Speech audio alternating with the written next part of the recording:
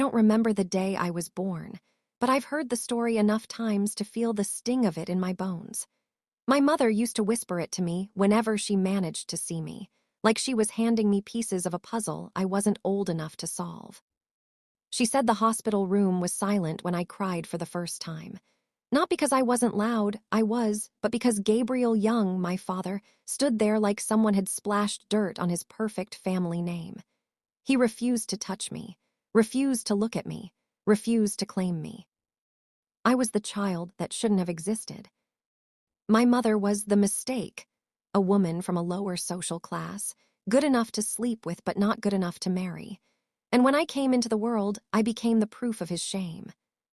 They said he left the hospital hours later and returned with men who spoke in clipped voices and wore suits too expensive for the maternity ward.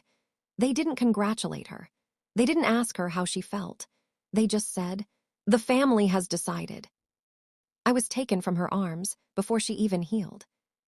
Instead of going home with the woman who birthed me, I was placed in the back seat of a black car and driven to the Young mansion, not to be loved, but to be hidden. My grandfather, Stanley Young, insisted I be brought there, but even he didn't hold me at first. A maid named Clarissa became the only person who touched my skin, warmed my milk, or rocked me to sleep. To the world, I wasn't a daughter. I wasn't a granddaughter. I was a secret they planned to bury. But the first person to come looking for me was not the one they expected. Clarissa used to tell me my mother came to the mansion 3 times in the first month after my birth. Each time she stood at the gate, holding a small bag of baby clothes she bought with her savings. And each time, security told her the same cold lie. "Mr. Young," said the child, "isn't to be disturbed." They made it sound like I was resting, like I was fragile, like they were protecting me, but the truth was simpler and crueler. I wasn't hers anymore. Clarissa said the only person who challenged that arrangement was my grandfather, Stanley Young. He wasn't a gentle man. He wasn't warm. But he was fair, and fairness made him dangerous in a family obsessed with image. One afternoon, when I was barely 3 months old, he told Gabriel to come to his study. Clarissa was passing with a tray and overheard part of the conversation, enough to know that the air in that room was sharp enough to cut skin. "Your child is here," Stanley said. "Not because she is your secret, but because she is my blood." Gabriel tried to defend himself, something about protecting the family's reputation. Clarissa said she heard my grandfather laugh, a short, humorless sound. "You think your reputation is worth more than a human life." Gabriel didn't respond. "She stays here," Stanley ordered. "She will be cared for, educated, and raised under this roof. Not loved. Not accepted. Not acknowledged. Just kept." Clarissa said she expected him to hand me to Gabriel after that. But he didn't. He didn't even touch me. Instead, he called for a crib to be moved closer to his office, just close enough to watch me, far enough to avoid the responsibility of loving me. To the rest of the household, I became Mr. Stanley's decision, not his granddaughter. And as for my father, he made his feelings clear the very next morning, in a way Clarissa never forgot. Clarissa said the mansion woke early the next morning because my father, Gabriel Young, was shouting in the hallway. She heard him from the kitchen before she even finished boiling water. I said I don't want the child in my space. Move the crib back to the west wing. His voice cracked with the kind of anger that didn't come from inconvenience. It came from shame. Clarissa rushed upstairs, and by the time she reached the landing, she said she found him standing over my small crib, glaring at me like I was a scandal that refused to die. "She looks like her mother," he muttered, almost spitting the words. Stanley emerged from his study. "And what of it?" he asked calmly. Gabriel didn't answer him directly. Instead, he said something Clarissa swore she would never forget. "I didn't ask for her, I didn't want her, and I won't pretend otherwise." Clarissa said Stanley's face didn't change, but the hall went so quiet she could hear my soft baby breaths.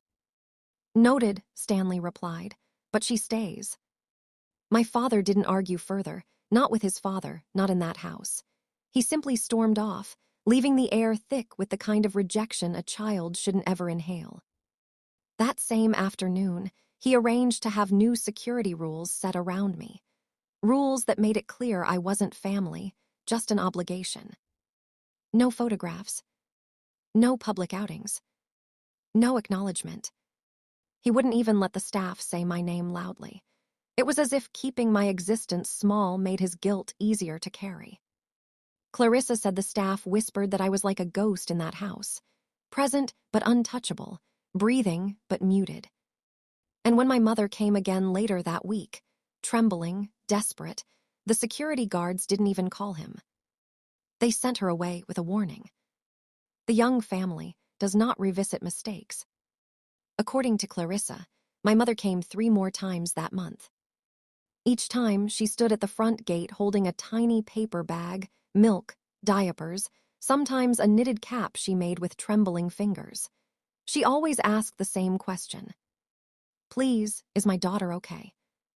And every time, security gave her the same cold reply.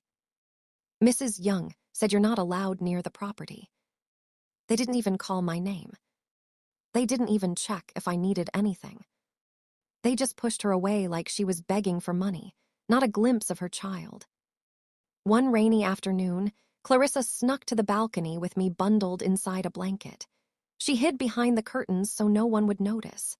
That was when she saw my mother standing by the gate drenched, hair plastered to her skin, refusing to leave even though the guards shouted at her. Clarissa swore she heard my mother whisper, "Just let me see her face, once." But the guards never softened. They pushed her again, hard. She fell on her knees in the mud. And that was when Gabriel arrived.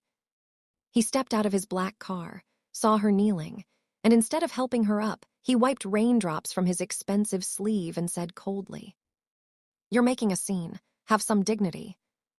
My mother lifted her head, eyes burning with heartbreak and fury. "Gabriel, she's half mine, please."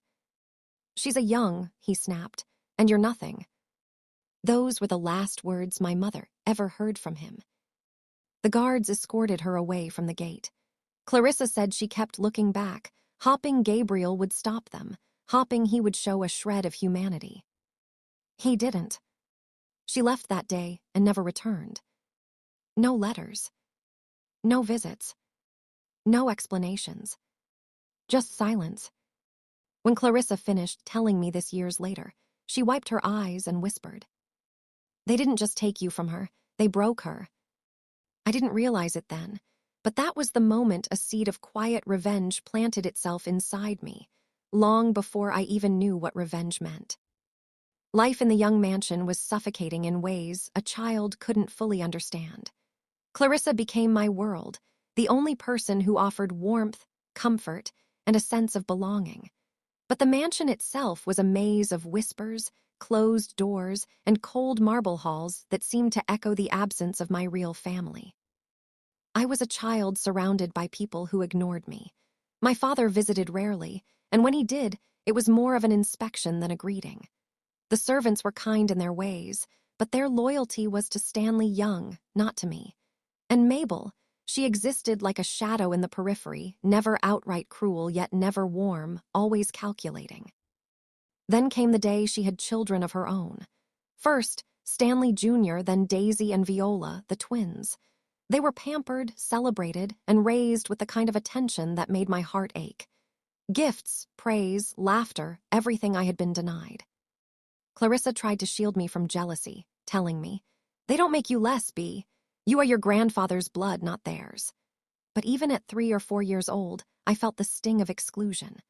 The way Mabel's gaze sharpened whenever I toddled too close to the nursery, the way Gabriel barely glanced at me while cooing at his children, it all made me feel like an intruder in a house I technically belonged to. Sometimes I would watch from the shadows as the family gathered for meals. My half-siblings laughed freely. Mabel smiled at them like she had invented perfection, and Gabriel nodded proudly. I stood alone, a small child holding a cup, pretending to sip water while wishing someone would look at me as if I mattered. Clarissa would hold my hand afterward and whisper, "One day, Bea, they'll see you. They'll all see you." I didn't know then what she meant, I didn't know that the hurt, the exclusion, and the quiet humiliation would carve a space inside me that would one day demand justice. I only knew I wanted to be noticed. I wanted to belong. And more than anything, I wanted my story to matter. Little did I know, that story was already beginning to write itself, long before anyone expected it. By the time I turned 5, I had learned one rule very clearly. In the young mansion, silence could be the only weapon a powerless person had. I learned it the hard way during my first family dinner. The table gleamed under crystal chandeliers, silver cutlery reflecting the soft light. My half-siblings laughed and argued over toys, books, and who would get more sweets. Mabel's voice rang like a bell, correcting, praising, directing. Gabriel smiled in satisfaction. And I sat at the corner, barely tall enough to see over the table, my small hands folded, trying not to breathe too loudly. That day, I asked Clarissa in a whisper, "Why can't I sit with them?" She hesitated, glancing around the room before answering softly, Because you're not part of their world. Not yet. Just watch and learn." I didn't understand the full meaning of her words at the time. I only understood that I was invisible in a room full of life, and no one would lift a finger to change it. And then it happened. Daisy and Viola, the twins, noticed me. They nudged Stanley Jr. "Why is she here?" one of them whispered, barely hiding a sneer. Gabriel's eyes flickered briefly in my direction, but he said nothing. I felt my small body tense, every nerve screaming, but Clarissa's hand on mine reminded me to breathe. I stayed quiet. I didn't cry. I didn't answer. I didn't move. And that became my first lesson. Power isn't always loud. Sometimes it's silent. Years later, I would remember that moment as the first spark of something growing quietly inside me. A resolve that no one, not even my father or stepmother, could suppress forever. For now, I was small, alone, invisible, but in the silence I listened, I watched, and I learned. And I promised myself that one day my voice would not only be heard, it would demand attention. In a house as cold and silent as the young mansion, I found warmth in the most unlikely place, the library. It wasn't grand like the ballrooms or the dining halls, but it smelled of old paper, polished wood, and a quiet that made my heart settle. Clarissa often led me there, letting me touch the books, whispering the stories aloud so I could pretend they were mine. It was there I met Mr. Thompson, the caretaker of the library. He was not family, not a servant I saw every day, just a quiet, elderly man with gentle eyes who noticed me when no one else did. He didn't care about my birth, my illegitimacy, or the way Mabel glared at me if I entered the main halls. To him, I was simply Beatrice, a child with a curious mind and a hunger for knowledge. "Read, child," he would say, handing me books far too big for my hands.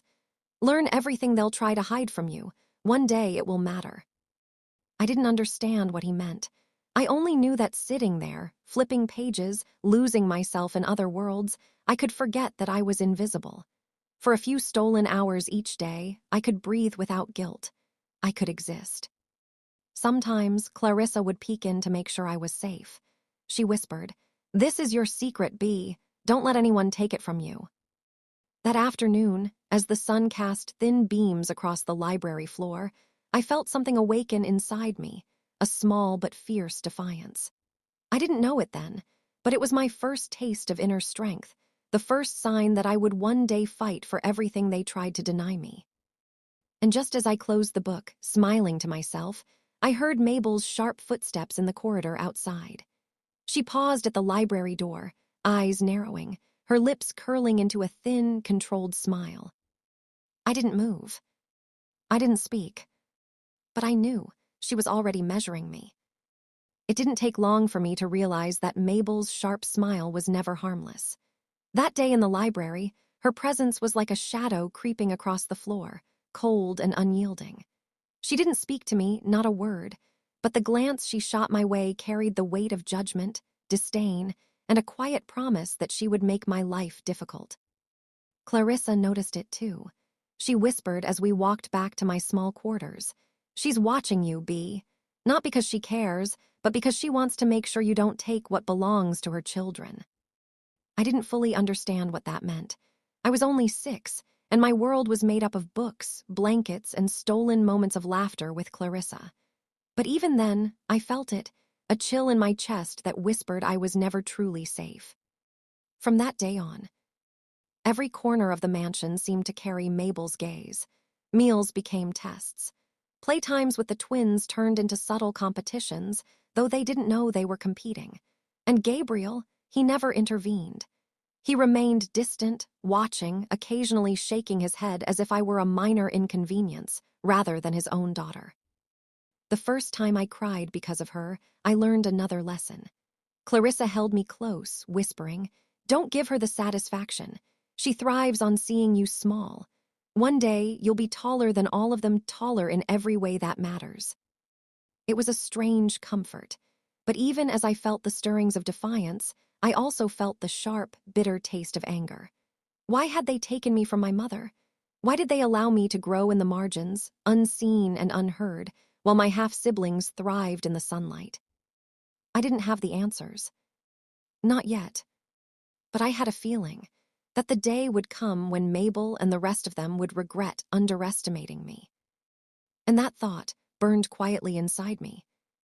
By the time I reached school age, I had learned to move through the young mansion like a shadow. I could hear every whisper, sense every glance, and anticipate every trap Mabel set. She wasn't just watching, she was plotting, carefully weaving every moment to remind me of my place at the edges, never at the center. At school, it was different. For the first time, I had peers who didn't care who my parents were, who didn't know the family politics. I could laugh without fear, run without being judged, and sometimes even feel like a normal child. But every time I returned home, the walls of the mansion closed in around me again. I noticed Gabriel rarely attended school events, never praised my achievements, and sometimes avoided even acknowledging my presence. My half-siblings, meanwhile, basked in attention and celebration. Mabel made sure of that. Each trophy, each report card, each recognition from teachers was paraded as if to rub my absence in my face. Clarissa became my shield. She taught me subtle strategies to survive. Walk with your head up, B. Speak softly, but when you do, let it matter. Don't argue, don't cry, let them underestimate you. I hated being underestimated. I hated feeling small, and yet I had no choice but to endure. It was during these years that I discovered the first cracks in the family's polished facade. Quietly, I overheard Mabel instructing Gabriel on how to keep me from school board committees, from family gatherings, even from social events that carried influence. "She has no claim," Mabel said, her voice sweet but deadly. "We'll make sure she grows up knowing her place." I didn't fully understand inheritance or power at the time, but I understood control, and I understood betrayal. Even at 9, I knew I had to be clever. I had to watch, I had to wait. One evening, as I tucked myself into bed, I whispered to the empty room, "One day they'll see me. They'll all see me." By the time I was 12, I had perfected the art of watching without being seen. The mansion had become a stage, and I, a silent observer. Every conversation between Gabriel and Mabel, every sly glance from Stanley Jr., every whispered instruction to the staff, I noticed it all. I memorized their routines, their weaknesses, and the subtle ways they sought to keep me invisible. School had become a refuge, but home was a battlefield. I began to understand just how far Mabel was willing to go. She didn't need to yell or punish. Her manipulations were precise, cutting deeper than any slap or shout ever could. She controlled the narrative of my existence in the household, ensuring that everyone from servants to cousins treated me like an outsider. One afternoon, I overheard a conversation that would stick with me for years. Gabriel, speaking quietly so he thought I couldn't hear, said, "She's growing too fast. I think people might start noticing her talents." Mabel's sharp laugh pierced the room. "That's why we must ensure she knows her place. This family doesn't need a child like her causing disruption. Everything we've built, it must be preserved." I froze. Their words weren't about toys, grades, or chores. They were about me, my life, my future, my very right to exist in the world they controlled. Clarissa found me later that evening, curled on the couch with a book in my lap I wasn't reading. She didn't scold me for eavesdropping. Instead, she whispered, "Beatrice, remember what you've learned. Watch them, understand them, and when the time comes, you'll be ready." Even at 12, I felt the weight of what she meant. The injustice of being written off, of being deemed unworthy, stung fiercely. But it also sparked something deeper, a quiet, relentless determination. I would not remain a shadow. I would not be ignored. I would not let them win. And somewhere, deep in the stillness of the mansion, I began to imagine the day they would realize just how wrong they had been. By 15, I had learned the power of small victories. The mansion was still cold, the air still heavy with Mabel's scrutiny, but I discovered moments where I could carve out my own space. It wasn't much, a book hidden under my pillow, a walk along the gardens when the family was busy, even sneaking into the kitchens to taste the rare sweetness of baked goods Clarissa hid for me, but each moment felt like rebellion. School was where I began to shine quietly. Teachers noticed me, classmates respected me, and for the first time, I had proof that I could exist outside the shadow of the young family. I became meticulous in my studies, excelling in literature and mathematics, knowing that intelligence could be armor, a way to protect myself from those who wished to see me fail. At home, Mabel's disapproval grew sharper. The twins and Stanley Jr. mocked me in hushed tones, sometimes following my steps, waiting for me to falter. But I didn't. I learned to smile politely, nod, and retreat into my world. I had become a master of appearing small while preparing to be large. Clarissa would sometimes catch me in the garden, staring at the distant city skyline beyond the mansion walls. "One day, B," she said, "you'll leave these walls, and when you do, you won't just leave them behind. You'll outshine them all." I believed her, even then. One evening, as the sun dipped behind the hills, I wandered near the family office, curious about the life my grandfather built. Papers, ledgers, and files peeked through the half-open door. I couldn't read much yet, but I felt the pulse of power in that room, the empire that had always seemed so untouchable. And for the first time, I thought, maybe, just maybe, one day I could step into that room not as an outsider, but as someone who belonged.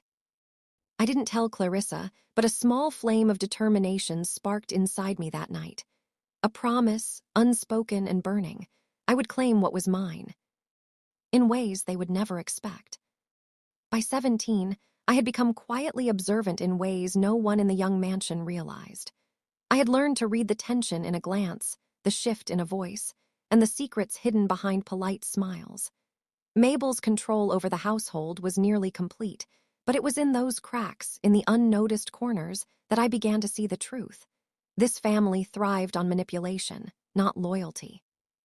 It started with small incidents, papers misplaced, invitations to family events subtly revoked, whispers of favoritism towards Stanley Jr. and the twins. My father, ever timid, followed Mabel's lead, ignoring the subtle injustices while pretending to be impartial. And yet, in all this, I noticed a pattern. She feared me. Not because of my age, not because of my size, but because of what I represented, the child she could never erase from the family tree. One afternoon, I overheard a conversation between Gabriel and Mabel that chilled me to my core. They weren't speaking about school or chores, but about inheritance, a term I had only recently learned and didn't fully understand. "She has no claim," Mabel said, her voice a silky poison. "She was born out of wedlock. She has no right to the estate. Make sure the lawyers know it." Gabriel nodded silently, his eyes dropping, his shoulders slumping under her dominance. "I'll see what can be done," he murmured, almost ashamed to speak aloud. I froze behind the doorway, my young heart pounding. It was the first time I truly understood. My family was planning to write me out of everything my grandfather had built. The betrayal wasn't subtle anymore. It was intentional, calculated, and directed squarely at me. Clarissa found me later, hiding in the shadows of the corridor. She didn't scold me for eavesdropping. Instead, she whispered softly, "Beatrice, remember what you've seen. One day, this knowledge will be your weapon." And in that moment, I understood something fundamental. I would not be the powerless child they expected. I would survive. I would grow. And I would ensure that the young family never underestimated me again. By the time I graduated high school, I had learned more about the young mansion than most adults could ever hope to know. Every corner hid secrets, every smile masked intentions, and every conversation could shift power in ways outsiders couldn't imagine. I knew one thing clearly. If I ever wanted to survive, truly survive, I had to step into the world they controlled. College became my first real taste of independence. I studied business, management, and finance with relentless determination. While my half-siblings enjoyed privileges and accolades handed to them, I earned everything through sweat, focus, and quiet ambition. I didn't seek recognition, yet. I only sought knowledge and preparation. After graduating, I approached my grandfather, Stanley Young, about joining Young Hotel's group, the empire he had built with his own hands. To my surprise, he welcomed me with open arms. "You've learned patience, Beatrice," he said, studying me with eyes that seemed to see every thought I'd ever had. "Now it's time to see how you handle responsibility." Gabriel, Mabel, and the rest of the family were less enthusiastic. Mabel's sharp eyes followed me during my first day at the headquarters. She whispered to Gabriel, "Make sure she doesn't get too close. She doesn't belong here." I smiled politely and said nothing. But inside, something had begun to stir, a quiet confidence that I was exactly where I needed to be. I quickly learned that the corporate world was just as treacherous as the mansion. Executives whispered about favoritism towards Stanley Jr., Daisy, and Viola, subtly undermining my authority. But the lessons of my childhood had prepared me well. I observed, I listened, and I noted every slight, every misstep, and every betrayal. Even then, I understood something crucial. Revenge isn't immediate, it's cultivated, and it thrives on patience. By the time I left the office that evening, the sun had dipped below the skyline. I walked past Mabel and Gabriel without a word, but I knew they were already watching, already calculating. And I knew I was ready for them. It didn't take long for me to realize that the world of Young Hotels Group mirrored the mansion I grew up in, but with higher stakes. Every decision, every promotion, every assignment carried the weight of hidden agendas. The executives whispered behind closed doors, some out of fear, others out of genuine ambition. And Mabel, she was everywhere, even when she wasn't in the building. The first real warning came during a staff meeting. My grandfather had left me in charge of a new branch opening, and the excitement in the room was palpable. I presented my plan clearly, highlighting efficiencies, staffing improvements, and marketing strategies. When I glanced up, I noticed Gabriel sitting quietly beside Mabel. His expression was neutral, but I caught the flicker of hesitation in his eyes. And Mabel, her lips curved into a smile so subtle it could be mistaken for approval. But it was. There was calculation there. I knew it instantly. After the meeting, Clarissa, who had followed me to the office for a brief visit, whispered, "Beatrice, pay attention. This isn't about your work. It's about them trying to keep you out of control." I didn't fully understand what she meant until a week later. While helping my grandfather organize files in his office, I noticed Gabriel's phone light up with a new notification. It was a group chat I had never seen before, its name almost casual, almost innocent. Family Legacy Forum. I glanced at it, thinking nothing at first. A message popped up, but I didn't read it. My grandfather's presence distracted me. It was only a brief glimpse, a flash, but something about the tone and the secrecy unsettled me. I filed it away in my mind.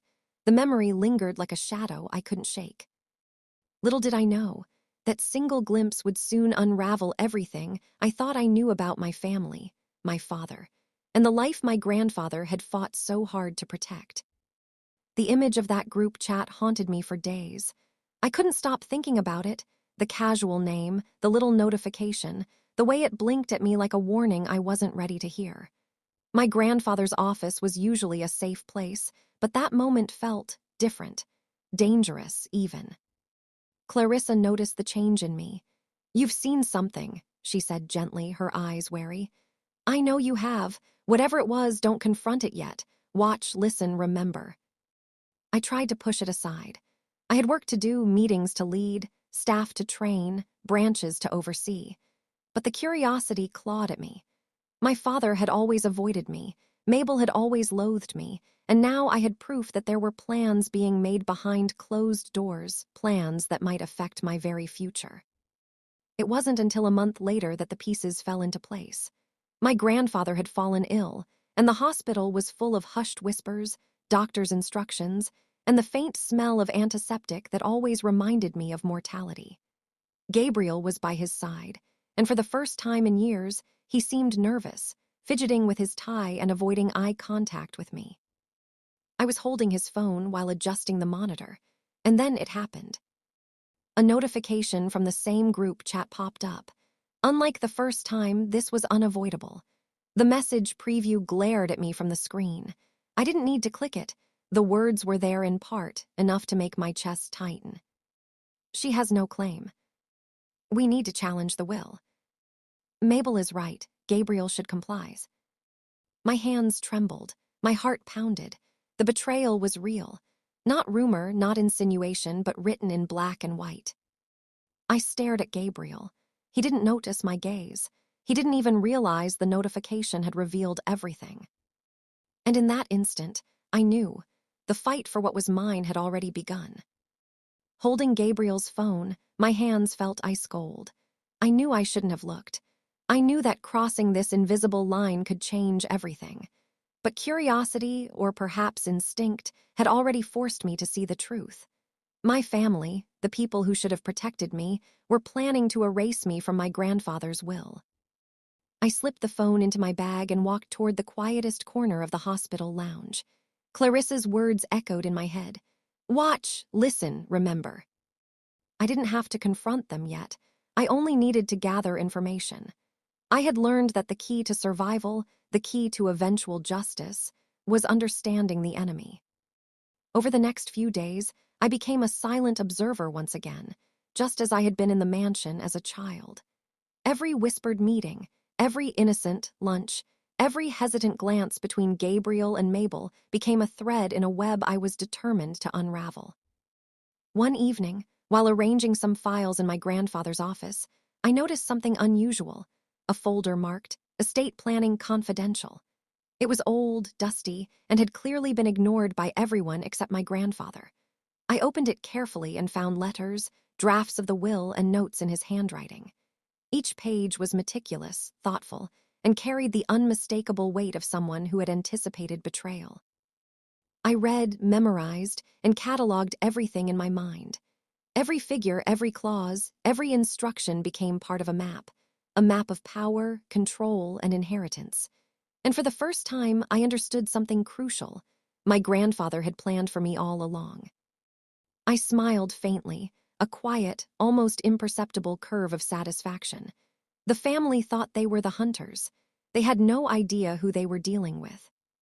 The war had begun, but they didn't know it yet. Over the next few days, I became even more cautious. I moved like a shadow in the hotel offices, listening for the slightest hint of conversation that could reveal more about my family's intentions. Every smile from Mabel, every hesitant glance from Gabriel, every nod from my half-siblings, I cataloged it all. They believed I was unaware. They believed I was just another young woman working under my grandfather's guidance. They were dangerously wrong. Then, one evening, as the office lights dimmed and most staff had left, I noticed Gabriel's briefcase sitting unattended in the corner of the executive lounge. Something inside told me it held answers. I approached cautiously, my pulse quickening. My fingers shook as I unzipped it and found several manila folders labeled with dates and initials. Inside were emails, contracts, and correspondence, concrete evidence of the plans to remove me from the will. One note in particular caught my attention. Mabel's signature on a draft letter instructing Gabriel to consult a lawyer about contesting the will, citing my illegitimate birth as the primary reason. My chest tightened. They had discussed this for months, perhaps years, without a single thought for my future. I took a deep breath and whispered to myself, "They think I'm naive. They think I won't notice. They're about to learn how wrong they are." Clarissa, who had been quietly observing from a distance, appeared beside me, shaking her head ever so slightly. "Beatrice, this is bigger than I imagined," she murmured. I nodded. I had known the betrayal was there, but seeing it in black and white made it undeniable. Every piece of paper, every signature, every calculated word was fuel for the fire that had been smoldering inside me since childhood. For the first time, I felt the power of knowledge. I wasn't just a victim anymore. I was a strategist.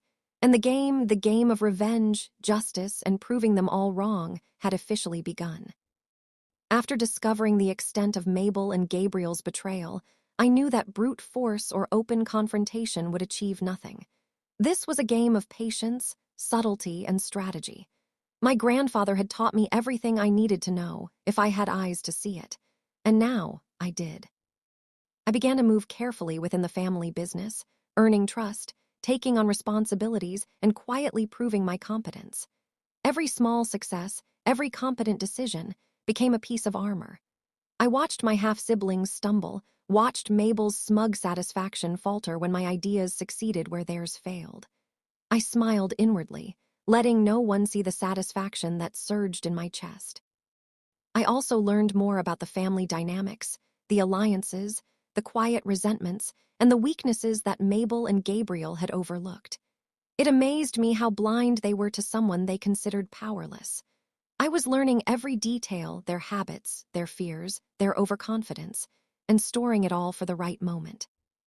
One evening, Clarissa approached me with a folder she had secretly obtained from my grandfather's study. "This," she said, "contains drafts of his final will and personal notes. You need to study it carefully. It's your blueprint for justice." I opened the folder and carefully examined the documents. Each line was deliberate, precise, and calculated, as if my grandfather had anticipated the betrayal. Every clause seemed designed to protect me, to ensure that the young family's arrogance would be their undoing. For the first time, I felt a thrill of hope. The family thought they were in control.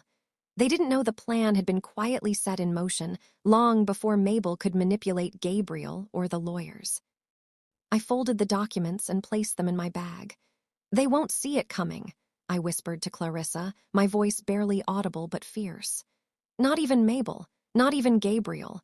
One day they'll realize they underestimated me, and by then it will be too late."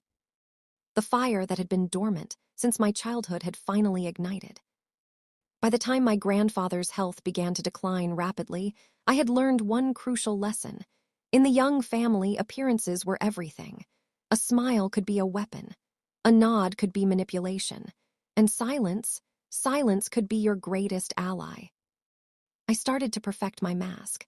I greeted Mabel politely, laughed when my half-siblings made jokes at my expense, and nodded during conversations with Gabriel. To the outside world, I was a dutiful granddaughter, calm, competent, and loyal. But behind closed doors, I was strategizing. Every misstep they made, every careless comment, every tiny display of arrogance was noted and stored in my memory like currency. At the office, I continued my rise quietly. Colleagues praised my ideas, investors noticed my competence, and even my grandfather gave subtle acknowledgments, small but significant. I could feel the tension building. The family had no idea I wasn't just a compliant child anymore. One evening, while reviewing reports in the empty office, I received a text from an unknown number. My heart skipped a beat. It was a forward from the family group chat, something I wasn't supposed to see. It detailed plans to manipulate the will, pressure lawyers, and ensure I received nothing. I smiled quietly to myself. Let them plan. Let them think they are in control. They had already underestimated me, just as they always had. Clarissa peeked in, her expression unreadable. "It's almost time," she whispered. "But you have to be careful. One wrong move, and they'll realize you know more than they intended." I nodded, folding the papers and slipping them into my folder. The storm was approaching, and when it hit, I would not only survive, I would prevail. For the first time in my life, I felt the thrill of knowing I was no longer powerless. The family thought they were moving pieces on a board where they controlled the game, but in reality, I was already 3 steps ahead. And when the will was read, they would learn the cost of underestimating me. Grandfather's condition worsened quickly. The hospital room smelled of antiseptic and fear, a quiet chaos that only made the truth I had discovered all the more urgent. Gabriel hovered at his bedside, pale and hesitant, while Mabel stood just behind him, her polished demeanor masking the anxiety I knew she felt. They didn't notice me. They didn't suspect that I had already seen everything, had already learned their plans, and had already begun preparing my own strategy. Clarissa stayed close to me, a silent shield as I observed. Every glance, every cough, every shift in their posture told me more than words ever could. Mabel's eyes darted repeatedly to Gabriel, waiting for him to falter under pressure. Gabriel, ever weak, almost always did. But I was calm, focused, prepared. That evening, my grandfather's nurse left the room for a brief moment, and I found myself holding his hand. "Beatrice," he whispered, his voice faint but steady. "I know you've seen everything. I need you to remember, stay true. Your path, it's already set." I nodded, feeling the weight of his words settle on my shoulders. This was no longer about childhood grievances or half-formed plans. This was about the culmination of decades of betrayal and silence, a final test of patience, intelligence, and courage. As night fell, the hospital grew quiet. The city's hum outside faded, leaving only the rhythm of monitors and shallow breaths. I glanced at Gabriel and Mabel, who were deep in discussion, plotting, scheming, unaware that I knew their every move. I allowed myself a small, private smile. They believed they were in control. They believed they had manipulated every outcome. But the truth was clear. The final move would be mine. And when it happened, the Young family would discover what it truly meant to underestimate Beatrice Young. The next morning, I arrived at the hospital before the rest of the family. My grandfather's eyes flickered open briefly, just long enough for him to see me standing there, calm and collected. His faint smile said more than words ever could. He knew I understood. Clarissa handed me a sealed envelope. "He asked me to give this to you when the time was right," she whispered. "Inside, everything you need to know."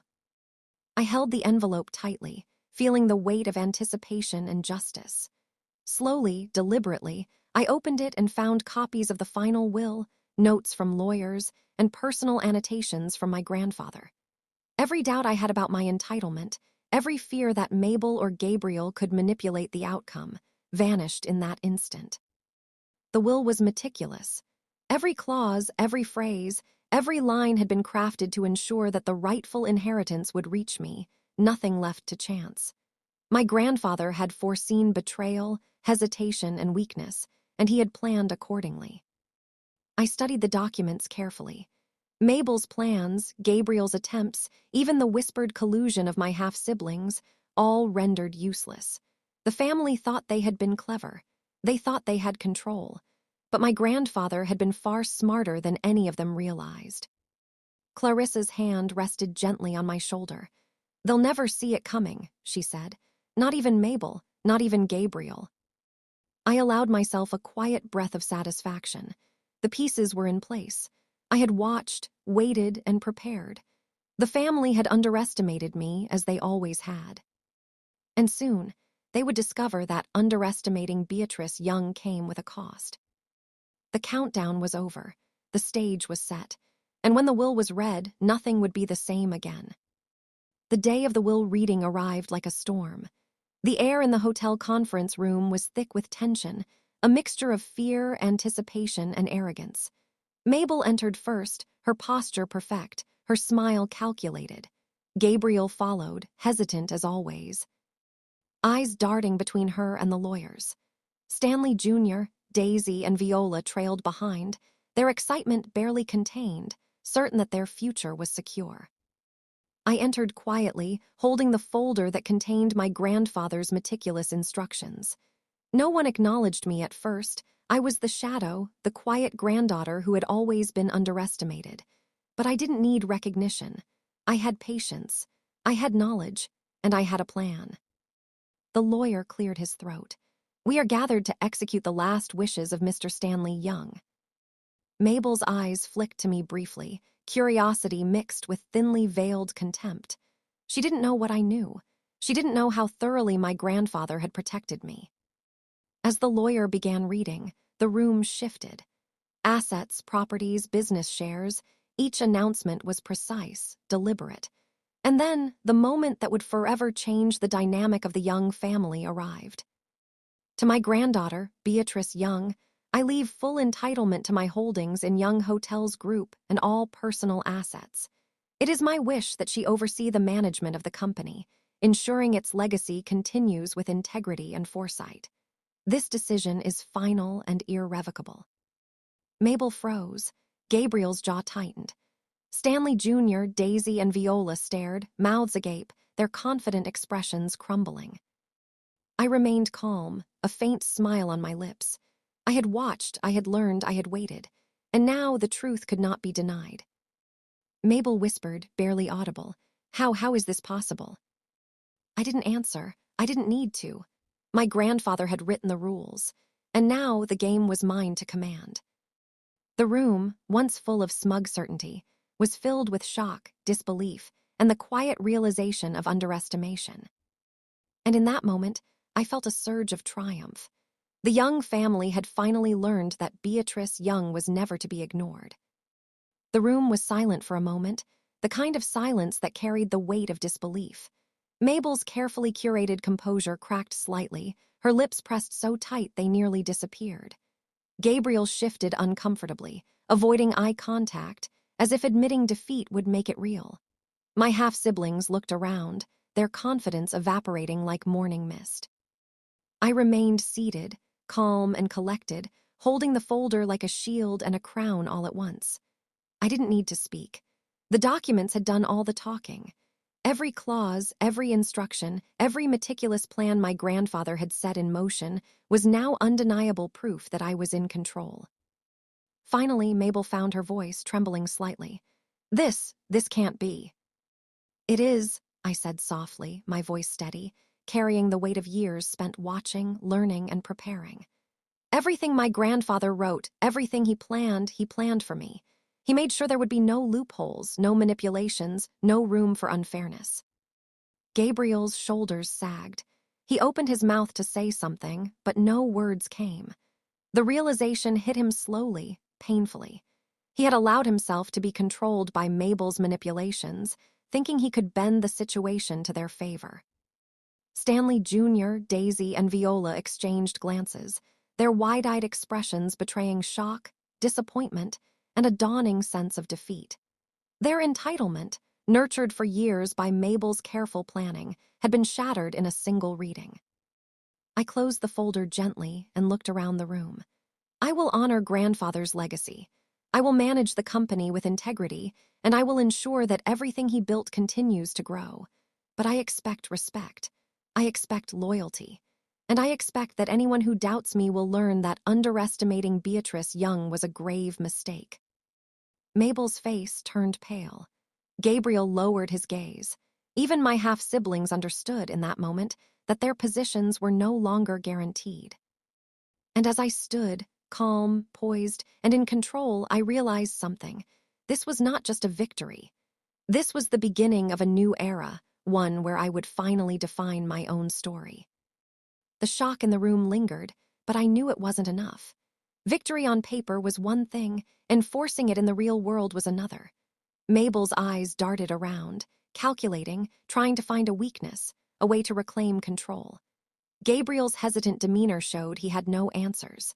My half-siblings still looked stunned, unaccustomed to the idea that the world no longer bent to their whims. I stood calmly, letting the silence do some of the work. Then I spoke, clearly and deliberately. "The company is now under my direction. Every branch, every property, every decision that affects Young Hotels Group will pass through my office first. Anyone who wishes to succeed in this company must respect that chain of command." Mabel scoffed softly. "You think you can just step in and—" I raised a hand. I know. My grandfather prepared for this moment. He trusted me.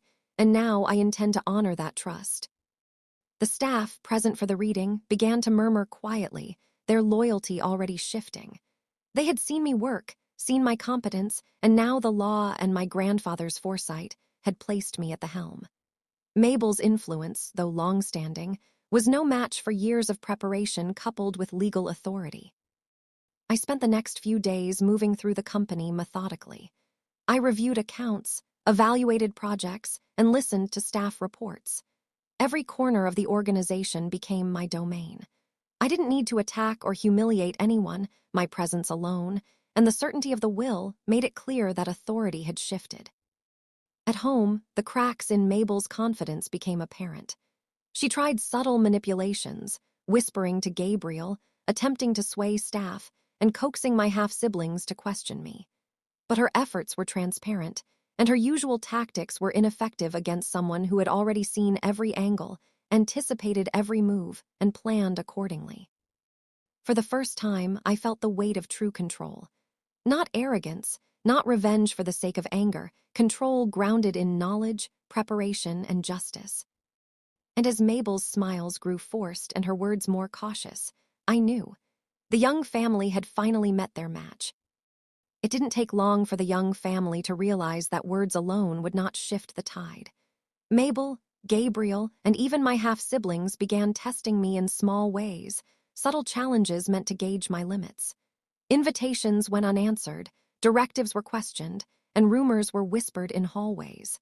Their arrogance was intoxicating and predictable. I met every attempt with calm observation. I didn't react emotionally. I didn't fight their provocations openly. Instead, I documented every interaction, every questionable action, and every attempt to undermine my authority. Every move they made only confirmed what I had already known. They had no plan beyond manipulation, and I had the strategy they lacked. One morning, Mabel cornered Gabriel in the office, speaking in hushed tones. "You need to support me. She's not your daughter. She doesn't understand this company like we do. If we don't act, everything will slip away." Gabriel's hesitation was evident. I don't know if. Mabel's sharp tone cut him off. "You must act, or she'll ruin everything." I listened quietly from the doorway, letting their panic and frustration seep into my understanding. Their words confirmed the truth. They were desperate, and desperation is a weakness you can exploit. Over the next few weeks, I moved decisively. I implemented structural changes, reaffirmed staff loyalty, and made it clear that decisions would be respected if they were effective, not just convenient to Mabel's whims. I addressed concerns diplomatically, but with authority. My grandfather's trust, the legal power of the will, and my proven competence made any opposition weak in comparison. Slowly, Mabel's confidence began to crumble. Her whispers to Gabriel turned into frantic questions. Her half-siblings started second-guessing their own actions. Even the staff who had once followed her subtly now looked to me for guidance. And as I watched Mabel's subtle panic grow, I felt a quiet satisfaction. This wasn't just about victory in the office. This was about teaching the young family that underestimating me had consequences they could never anticipate. The subtle panic I had observed in Mabel and Gabriel soon became more pronounced. Their whispers, once quiet and calculated, were now tinged with frustration and fear. Even Stanley Jr., Daisy, and Viola, accustomed to privilege and blind support, began questioning themselves, unsure how to navigate the shift in power. I used this carefully. I didn't humiliate anyone publicly. There was no need. Authority, when executed with precision, carries its own weight. I began holding meetings that required Mabel and my half-siblings to present plans, initiatives, and proposals. Every idea they submitted was scrutinized, not to embarrass, but to show the difference between preparation and complacency. Mabel's irritation became obvious. During one meeting, she suggested an expansion strategy that was outdated and risky. I responded calmly, presenting my alternative backed by data and clear projections. "This plan ensures growth and protects our assets," I explained, keeping my tone even. "It's not about who proposes it, it's about what serves the company best." Gabriel tried to interject on her behalf, but even he faltered under the clarity of my reasoning. My grandfather's foresight and my careful preparation had created an environment where competence spoke louder than manipulation. The staff began to look at me differently. They had witnessed years of Mabel's control and subtle favoritism, but now they saw leadership that was fair, intelligent, and decisive. Loyalty shifted quietly but irreversibly. One evening, as I reviewed quarterly reports, Clarissa said softly. They've realized it now, haven't they? I nodded, a small smile forming. Yes, they finally understand. They underestimated me, and that mistake will shape how they move from this moment onward. The victory wasn't just about the will. It was about establishing dominance, respect, and clarity. The Young family had learned the hard way that Beatrice Young was no longer the shadow in the mansion or the overlooked granddaughter in the office. I was the one setting the rules now. And this time, there would be no surprises. The weeks following the will reading were tense, almost theatrical. Mabel tried everything, subtle manipulation, coaxing my half-siblings, questioning my decisions in private. But her usual tactics were failing spectacularly. Every attempt to regain influence only revealed her desperation. Stanley Jr. tried to undermine my authority in front of staff during a strategy meeting. He suggested that my approach to a new project was too cautious, too slow. I listened quietly, letting him speak, then calmly explained the reasoning behind my decisions. Charts, numbers, projections, every point supported my plan. By the end of the meeting, the staff were nodding, impressed by my clarity and foresight. Stanley Jr.'s confidence faltered under the weight of facts. Daisy and Viola attempted to lobby for a luxurious branch renovation, hoping to sway the executives by appealing to their vanity. I reviewed their proposal thoroughly and presented a more sustainable, profitable plan. The staff agreed unanimously. Mabel's eyes narrowed, realizing that charm and influence no longer held sway. Gabriel, still hesitant, began to quietly observe my methods. He saw competence, precision, and fairness, qualities he had long overlooked in his favoritism. Slowly, even he began acknowledging the truth. Mabel's schemes had failed. One afternoon, Clarissa whispered to me, "They're grasping at straws now. Every move they make backfires. They didn't anticipate how thorough you'd be." I smiled faintly, knowing she was right. The family's arrogance and underestimation had set them up for failure. Every attempt to manipulate, every whisper, every small plan to regain control only strengthened my position. Mabel's forced smiles, Stanley Jr.'s nervous gestures, and the twins' uncertain glances were signs of one thing. The Young family was learning, painfully and visibly, that the granddaughter they had dismissed was now in command. And as I walked through the offices that evening, observing the subtle shift in energy, I realized this was more than revenge. This was justice, patience, and proof that underestimating me had been their gravest mistake. Mabel's patience had vanished completely. Every failed attempt to manipulate staff, sway Gabriel, or challenge my authority had left her visibly fraying at the edges. She no longer hid her panic. Her carefully curated facade of control had cracked. One morning, she cornered Gabriel in the office, her voice trembling with desperation. "We can't let her. She's too young, too inexperienced. You have to help me." Gabriel's hesitation was palpable, but even he realized the truth. "Mabel, she's not only competent, she's proven herself. The will, it's final." The words hit her like a physical blow. Mabel's eyes widened, and for the first time, I saw fear in her expression, the realization that her schemes were over. I watched silently from across the room. I didn't need to speak. My calm presence, combined with the weight of the will, was enough. Staff had begun to gather discreetly, aware of the tension. They respected authority backed by skill and truth. Clarissa whispered, "This is it, the moment she realizes she's lost." Mabel slumped back into her chair, defeated. She had fought for years to manipulate, to dominate, to erase me from the life that was rightfully mine. And now, all that remained was quiet surrender. The Young family had finally learned the cost of underestimating Beatrice Young. With Mabel's influence crumbling, I moved decisively. Every department, every branch, every staff member was now under clear and fair management. I implemented systems that rewarded competence, honesty, and innovation. Stanley Jr., Daisy, and Viola tried subtle resistance, but each challenge was met with facts, data, and unwavering calm. Staff loyalty shifted entirely to me. Even Gabriel, long swayed by Mabel, began acknowledging my leadership. "Beatrice, you've truly earned this," he admitted quietly. The family had no choice but to recognize my authority. And as I walked through the headquarters, observing the smooth operation under my guidance, I felt a quiet satisfaction. This was not just revenge. It was a demonstration of justice, patience, and resilience. Mabel tried one last desperate maneuver, attempting to rally my half-siblings and a few loyal staff to undermine my decisions. It backfired completely. Her plan was transparent, clumsy, and weak. Staff openly questioned her motives. The half-siblings, seeing the clear support for me, faltered. I confronted her calmly, holding the weight of the law, the will, and my grandfather's legacy. "Mabel," I said, "your time controlling this family is over. Accept it or continue to lose credibility." She had no words. Silence spoke louder than any argument. Justice had been served. With all opposition neutralized, I fully assumed control of Young Hotel's group. Every department ran smoothly, staff were motivated, and profits rose steadily.